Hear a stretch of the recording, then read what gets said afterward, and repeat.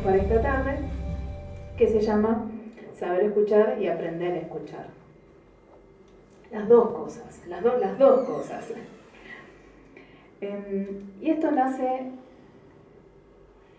de un mensaje que llega a uno de los grupos mediúmnicos y que después en estudio de mensajes, como una de las actividades que la Casa Espírita tiene, la analizamos en conjunto. De verdad que entre tantos mensajes que son, por supuesto, necesidad del grupo, y muchas veces uno la toma como una necesidad particular de aprendizaje, en lo íntimo nos tocó lo suficiente como para indagar un poco más y realmente ponernos a trabajar en esto, de aprender a escuchar, de saber escuchar y de trabajar, como les decía, en la escucha. Estos guías que dan el mensaje dicen, es una tarea desafío. En particular dicen que entre las tareas centrales educativas que los seres tenemos en la encarnación y que deberemos tratar y aprender, aparece una central que es una tarea desafío. Y es esta, aprender a escuchar. Y a continuación, entonces uno podría preguntarse, bueno, ¿para qué hablamos? ¿Para qué hablo? ¿Aflauto la voz y me parezco a mi abuela? ¿Para qué hablo yo? ¿Para qué hablo? ¿Para qué hablo yo? ¿Para qué hablamos? ¿Para qué las personas hablamos? Hablamos para ser escuchados. Hablamos para ser escuchados. Y es la escucha la competencia más importante de la comunicación. Es a través de la escucha que vamos creando, desarrollando nuestras referencias personales. Desde chicos, a través de la escucha podemos ponerle nombres a las cosas. Papá, la comida, los abuelos, elo. Me identifica a mí con el nombre que tengo hoy. A través de la escucha, entre tantas cosas. Pero también vamos a ver que es un indicador de calidad de la relación. Porque muchas veces cuando alguien dice, mi esposa no me escucha, mi esposo no me escucha, mi hija no me escucha, mi novio no me escucha, eso que se dice es un indicador de calidad de una relación. En muchos casos habla de un deterioro de la relación, ¿no? Porque el que dice que no se siente escuchado, se siente desvalorizado de alguna forma delante de los otros. Bueno, ahí vamos a hablar un poquito más de esto. Y Juana de Ángelis, la querida Juana, en uno de los libros que se llama, creo que es Momentos de Conciencia, dice algo muy puntual sobre la propia escucha. Entonces dice, bueno, muchas veces quienes hablan de no sentirse escuchados identifican esa problemática en otros porque quizás no sepamos nosotros mismos saber escuchar. Y Juana dice, bueno, si queremos ser escuchados, lo primero que tendríamos que hacer como terapia es trabajar con la propia escucha, del que dice no sentirse escuchado. Y si esa persona quiere conseguir cambios en otro, cambiar la propia escucha, trabajar en la propia escucha, redundará en cambios también en el otro, pero que siempre el cambio comienza por nosotros. Bien, y ahí vamos, trabajar con la propia escucha. Bueno, tomé un esquema. Cuando yo fui a la escuela, estudié que el proceso comunicacional tenía 3 partes. No sé tanto que fui a la escuela yo, pero cuando fui a la escuela, los reinos de la naturaleza eran 3. Ahora son 5, son 7. Y no sé tanto que fui a la escuela. Pero el proceso comunicacional tenía 3 partes bien identificadas. Un emisor, un receptor y un mensaje. Y este esquema pone toda la fuerza en el emisor, que es el que transmite el mensaje, el que piensa, el que siente, el que le da contenido, el que le da fuerza y lo emite.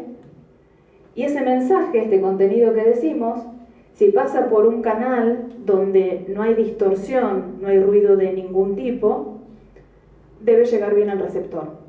Porque en este esquema, el receptor lo único que hace es escuchar. Solo escucha. Y entonces habla de una gran actividad del emisor, de mucha pasividad del receptor, y pone toda la tinta de la efectividad de la comunicación, básicamente, en el receptor y en el canal.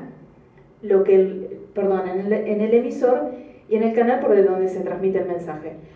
Aquello que dice el emisor, si el canal no tiene ninguna distorsión, debe llegar bien al receptor. Lo que el emisor dice debe ser bien captado por el receptor. Y nuevamente este receptor es absolutamente pasivo. Lo que dice, le llega. Lo que dicen, le llega. Seguramente un esquema, por lo que he estudiado después, que funciona muy bien en las telecomunicaciones. En la radio, en la televisión, los telégrafos, las antenas transmisoras y los aparatos receptores. Pero que de verdad, si lo llevamos a las relaciones personales, creo que caemos en una gran falacia. Lo que más choca es la idea del receptor pasivo. ¿Y dónde rompe el esquema? Miren acá. Jesús hablando con Nicodemo. ¿Alguien presupone que Jesús haya sido un escuchador pasivo? Que Jesús, cuando los seres, las personas se acercaban a Él, hubiese tenido pasividad en la escucha.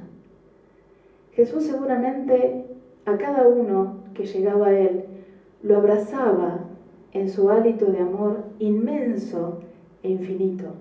Sondearía las almas en el presente, en el pasado y en el futuro. Vería al ser con toda su potencialidad. Encontraría la raíz de los problemas, de los conflictos, de las perturbaciones. Sabría acercarse con lo que el ser realmente necesita. No nos habla de pasividad. María de Magdala escuchando a Jesús. ¿Habrá sido o habrá tenido una escucha pasiva María de Magdala? Esta mujer que, conociendo a Jesús, escuchando sus charlas, sus consejos, aquellos encuentros a la orilla del Tiberíades, cambió su existencia por completo. ¿Habrá tenido una escucha pasiva esta mujer que consiguió la mayor reforma íntima de la historia, dejando de lado placeres, lujo, poder, para dedicarse a una vida completamente opuesta, dedicada al servicio de los demás, siguiendo al Cristo? Claramente, el habla, la palabra del otro, despierta o pone en marcha procesos interpretativos muy complejos en el que escucha, ¿no? De ninguna forma hay pasividad. Y los fariseos que escuchaban a Jesús, tampoco se les ve pasividad, ¿verdad? Pero esto habla de posiciones. Y entonces vamos a cambiar un poco este esquema. Vamos a cambiar. Pero lo primero que tenemos que decir es que no somos personas, somos icebergs. Porque quien habla en primer lugar desde una inquietud propia. Dice lo que dice por alguna razón. Tiene una intención para decir lo que dice. No siempre, diría mi abuela. Porque en el pueblo, si uno va caminando por un lado y otro va caminando para el mismo lado, no te vas a la cuadra de al lado y caminas solo sin hablar. Te pegas al lado del otro y hablas del tiempo, de lo que sea, de las plantas. Hablas. Pero el que habla desde una inquietud y una intención, pero habla desde todo su ser. Cada uno de nosotros hoy somos esta punta del iceberg. Hoy nos presentamos de esta manera, pero en realidad estamos constituidos por todo un bagaje espiritual de conocimientos, de costumbres, de experiencias, de conexiones mentales. Y desde ese lugar hablamos. Y el que oye quizás entiende la inquietud del que habla, o puede tratar de asemejarla a una inquietud similar a la del orador. Quizás entiende la intención o interpreta la intención, si no es clara o explícita, pero lo más importante, oye desde todo su ser. Oye desde aquello que es hoy, pero también desde su propio bagaje espiritual y desde sus propias experiencias y sus conocimientos, las experiencias actuales y pasadas, las positivas y las negativas. Desde ahí escucha. Y entonces podríamos decir, bueno, vamos a sacar varias conclusiones. Una es que estamos sonados, no nos vamos a entender nunca. La primera es que escuchar es interpretar, ¿no? Cuando veíamos todo esto, cada uno desde su lugar, desde sus posibilidades, sus habilidades y de todo lo que es, interpreta lo que el otro dice.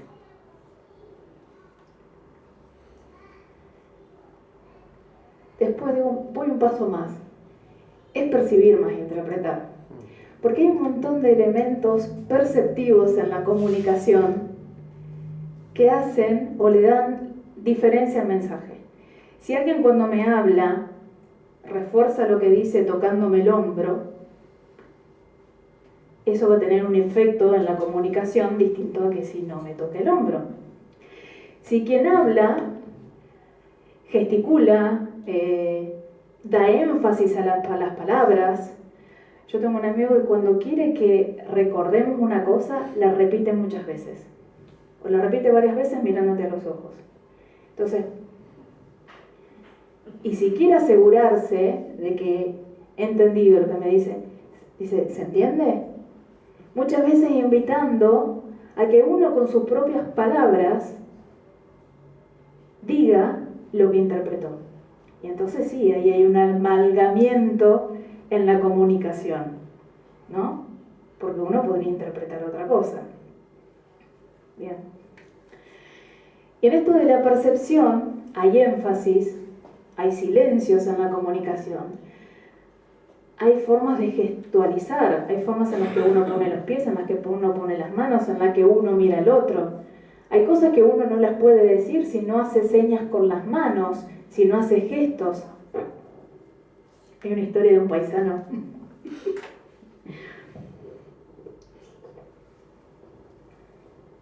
es visual pero me gusta que ha ido a comprar sandía. Bueno, yo que vivo en el pueblo iba a comprar sandía todos los veranos a cada rato. Antes se comía sandía en la época de la sandía, ¿no? Como la frutilla que se come todo el año ahora, ¿no? Bueno, y depende cuánto fuéramos de familia, te mandaban a comprar una sandía más grande, más chica. Bueno, si éramos muchos para comer, entonces una sandía grande y uno la traía así como podía, como traía la leña. Y si no, por ahí optaba por 2 sandías medianas. Yo he traído 2 sandías medianas. ¿Han traído 2 sandías medianas? Así se trae. Y así, porque la sandía rebalosa se rebala. Y con concentración y atención uno viene caminando derecho y ajustando el paso para llegar lo más rápido posible. Porque si se te cae la sandía, se parte en 2 o en 3. ¿Y cómo hacer para llevarla si tenés la otra mano ocupada? Bueno, este paisano venía así, con 2 sandías, caminando. Y se le para uno enfrente y le dice: disculpe, dona, allá Rivadavia 700, ¿dónde queda? ¿Qué? ¿Que Rivadavia 700, dónde queda?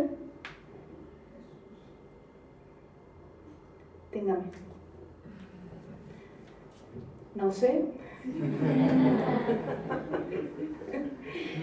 A veces no podemos decir las cosas de otra manera si no es acompañando de los gestos.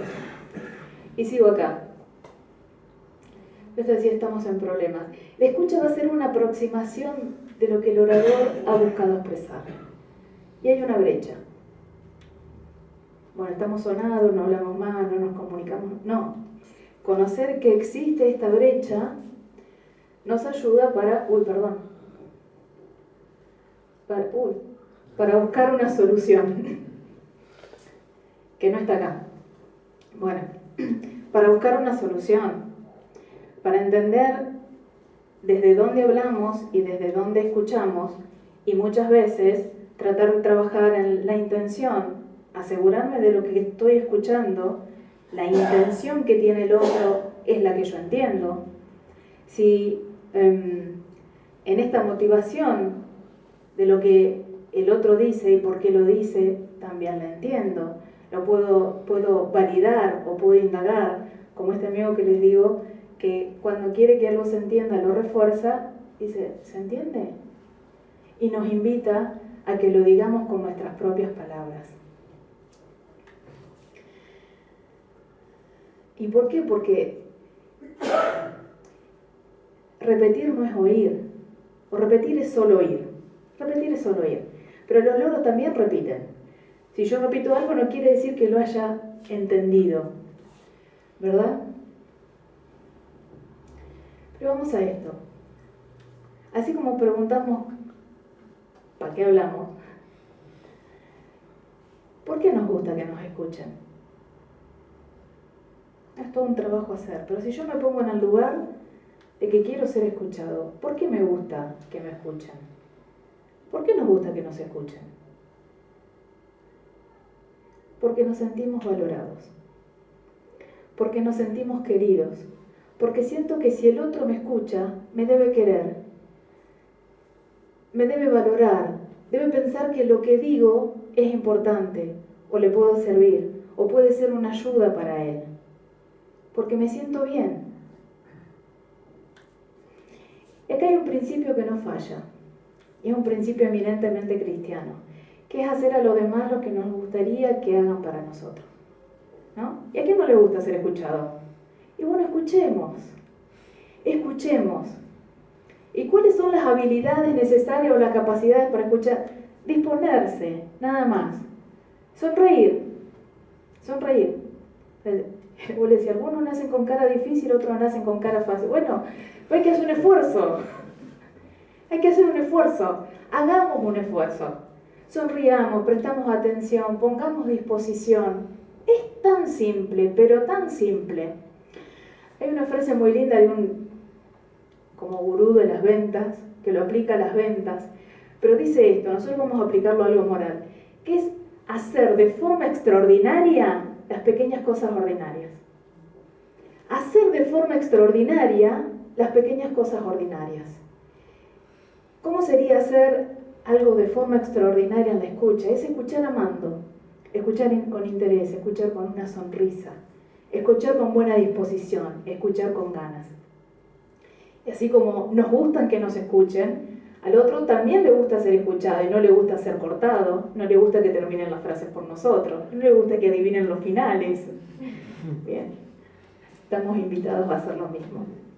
En definitiva, escuchar es abrirse al otro. Es tener el sentido de humildad, de reconocer que el otro me puede aportar algo, que lo que tiene el otro para decir también es importante, que soy muy inteligente y muy galán, pero el otro tiene cosas importantes para decir también. Y también nace del respeto, del reconocimiento, de valorar al otro. Y entonces podremos decir, bueno, es un acto de generosidad. Escuchar es un acto de generosidad. Ahora bien, ¿qué escuchamos? Hay cosas que uno puede tomar y hay cosas que uno puede no tomar. Yo conozco un ejemplo de algo que uno no debería tomar. ¿Conocen a los anticipadores de desgracia? ¿Los conocen? Yo se los voy a identificar. Hay gente que anda por la vida buscando gente entusiasmada, positiva, esperanzada, contenta, para deprimirla. ¿Las conocen? Las conocen. Las conocemos, todos las conocemos. Se dicen realistas, pero no es cierto, son anticipadores de desgracia. Vamos a llamarlos así. A los que no deberíamos escuchar. Hay un mecanismo que siempre utilizan que es muy común. Y es decirnos, contarnos, aquellos que por alguna razón nos ven contentos, optimistas, entusiastas, enamorados, esperanzados, que nos va a durar poco. Y basta con que una diga, "Ay, estoy enamorada", y qué sé yo, y el Claudio, y los ojitos, y qué lindo, y qué... pero recién se conoce. Escoba nueva barre bien, ya vas a ver. Basta con que una esté embarazada para que le empiecen a contar todos los problemas que surgen en el embarazo, las vueltas de cordón, estás en la cola, ay, ¿para cuándo esperás? Y me faltan 2 semanas. Oh, no puedes dormir, ¿no? Te duelen los pies. ¿Y qué vas, a parto normal o a cesárea? Normal. ¡Oh!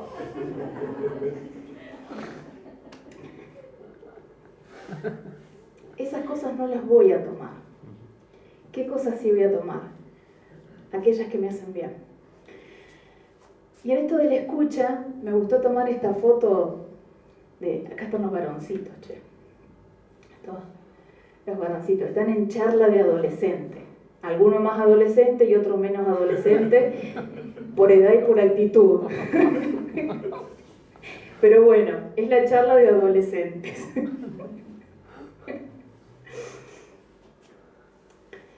Uno de estos días estaban hablando de la bronca, del enojo, de la violencia.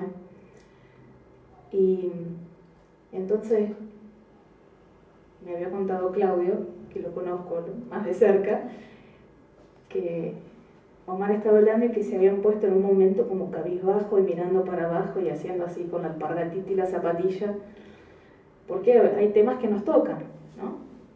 Los enojos que se disparan, las peleas. Y hasta pareciera que a veces no escuchan.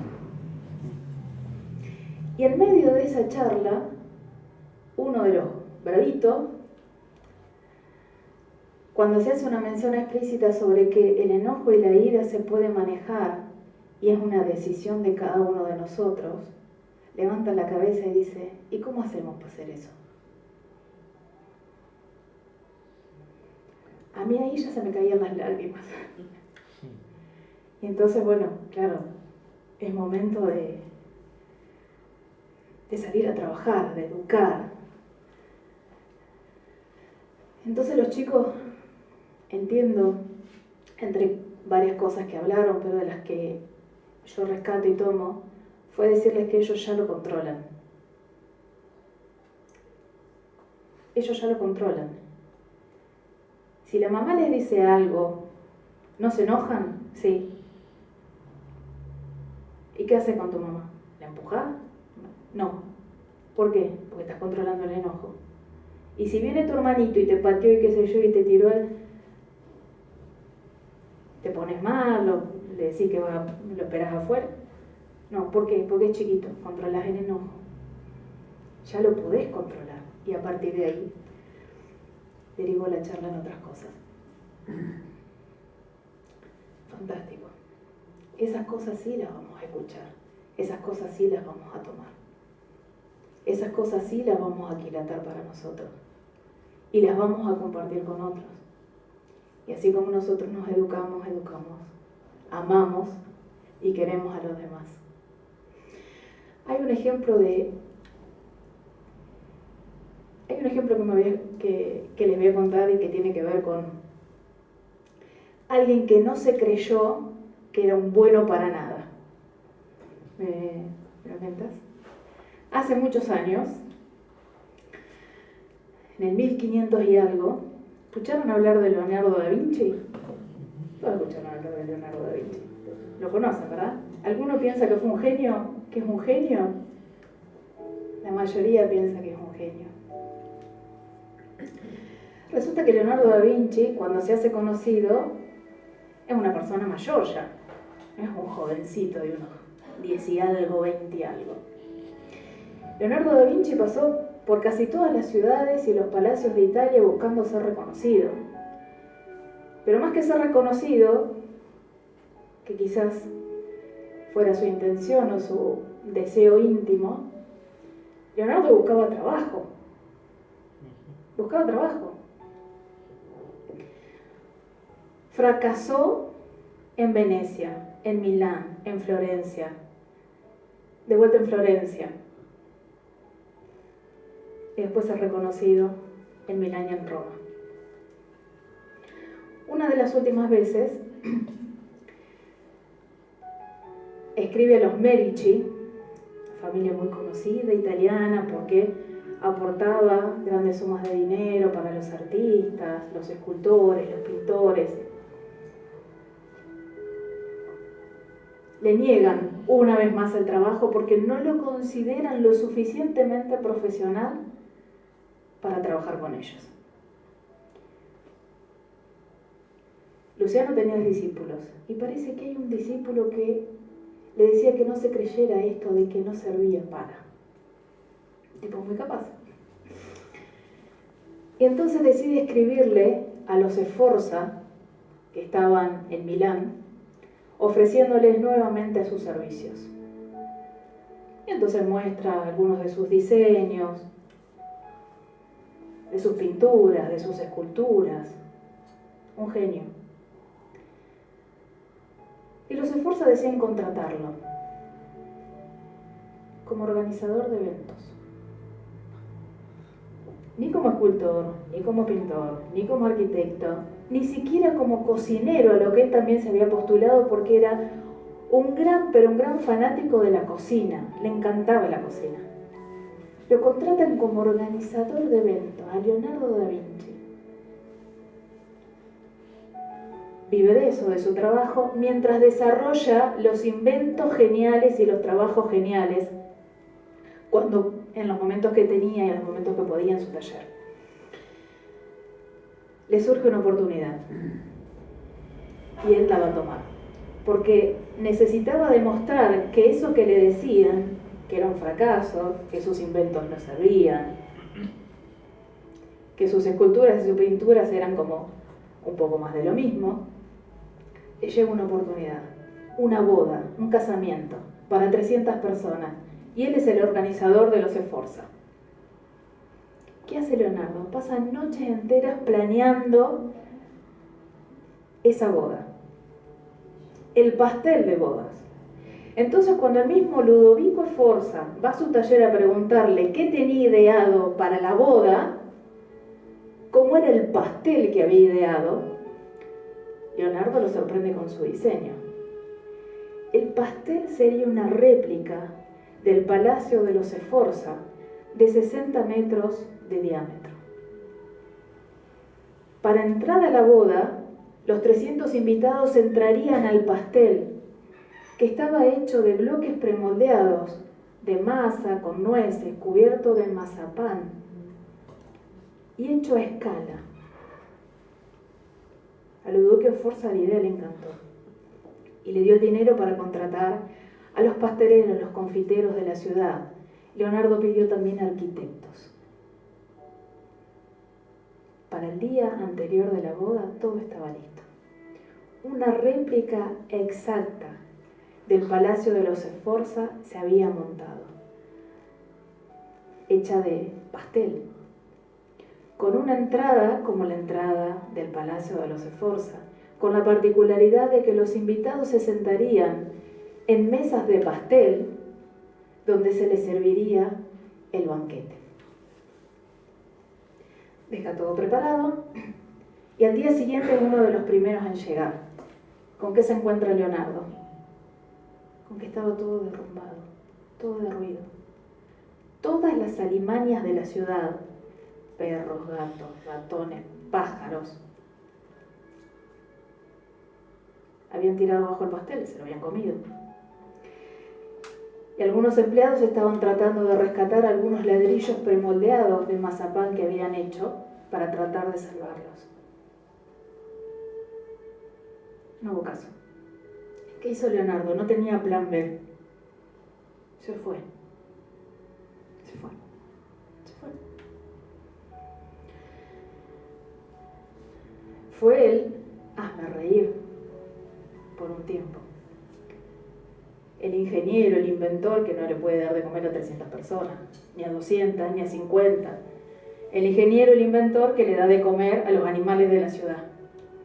El ingeniero, el inventor. Bueno para nada. Pero Leonardo no lo escuchó. Dicen que uno de los discípulos fue quien más lo sostuvo en esa escucha de podés conseguir todo lo contrario. Y decide ponerse a trabajar nuevamente en lo que más lo apasionaba. En una de las cosas que más lo apasionaba, porque le apasionaba mucho la cocina, pero también lo apasionaba la pintura. Y decide ponerse a trabajar de lleno en la pintura. En un lienzo de dimensiones extraordinarias y con un propósito extraordinario. Y en un momento vuelve a escribirle a Ludovico Forza y le dice que quiere reivindicarse y que le quiere que le dé la oportunidad delante de la ciudad de Milán de presentar su última obra y que de veras es una obra maestra. Y le dan la oportunidad. Y se presenta en el Palacio Forza con algunos empleados, tapa el lienzo y entonces dice: ciudadanos de Milán, ustedes que dicen que no soy capaz de comer, de dar de comer a algunos comensales, ¿cómo no voy a ser capaz de cenar a algunos comensales cuando le doy de cenar al mismísimo Hijo de Dios? Y en ese momento, el bellísimo cuadro de la última cena, con Jesús en el medio de todos sus discípulos, es presentado.